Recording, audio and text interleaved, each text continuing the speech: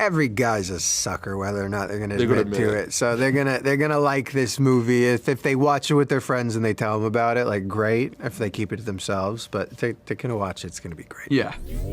Colin, Sebastian, good to meet both you guys. Hey, man. I thoroughly enjoy this movie. One, it's a rom-com. I'm gonna admit I'm a sucker for a good rom-com, but it also had like a really positive message as well. You know, reaching your childhood aspirations, kind of looking back and reflecting on life. Did you ever expect you would ever be an actor? Nope. As a child? Not a clue. I thought I was gonna be in the circus. Really? Yeah. What'd you want to be in the circus? Circus. I grew up as an acrobat. Oh, really? Yeah. Yeah. Wow. That's just what I did as a kid for whatever reason. But that's where I thought. That's what we have to do. We have to make that film. That's the next film. Yeah, the Kyle Allen story and the acrobat. Yes, God, he's a phenomenal acrobat dancer. They should build a whole movie around you doing acrobatics. That's what I mean. Sure.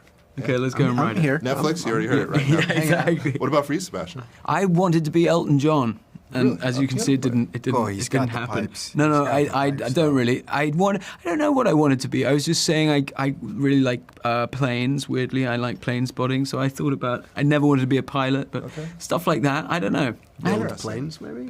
Yeah, maybe I want. Maybe I I wanted like to be an flying. engineer. I fly a little myself. You fly a plane? Yeah, I wanted to be an aerospace engineer, actually. Wow, and then man. ended up in this crazy world on accident. That's You a guys pivot. It's a little bit of a That's pivot, bro. incredible, yeah. Yeah, it absolutely is.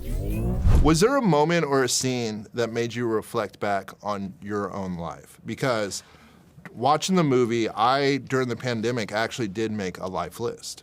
And I put it all up. It was more of like a vision board that I put up on the wall. Yeah. And it was one day have a nationally syndicated TV show and like all these little things. Yeah. At the time, I had nothing.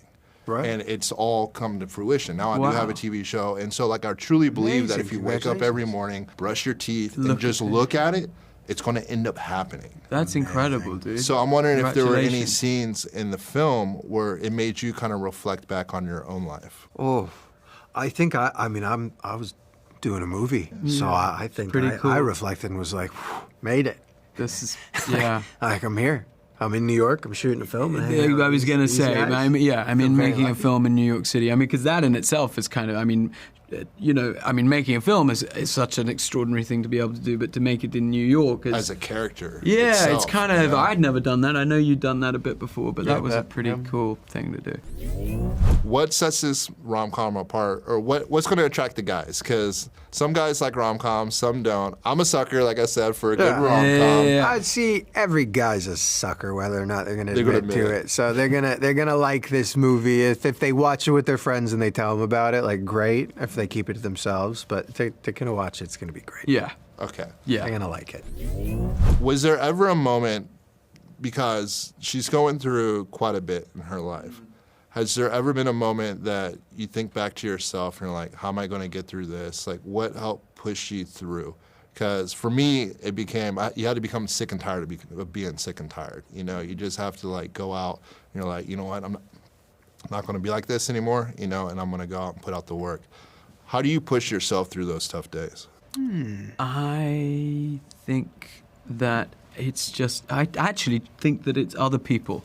Because everyone is going through something always, and you bump, you're in this lull, and you bump into Kyle specifically, but also there, and you get the energy to move forward because you realize that's what it's all about. It's about human connection and holding on to whatever this little piece of thread that we're all holding on to. Yeah. And we're all going through it. Gives you a lot of lift. I love that. I mean, I've done the same myself, is like leaning on my team, and like they don't know I'm going through some tough days, but like it may just be someone walking in and having like a smile on their face when I walk in the studio can help uplift you. What about for you? I think it's absolutely the same as if even tough days on set.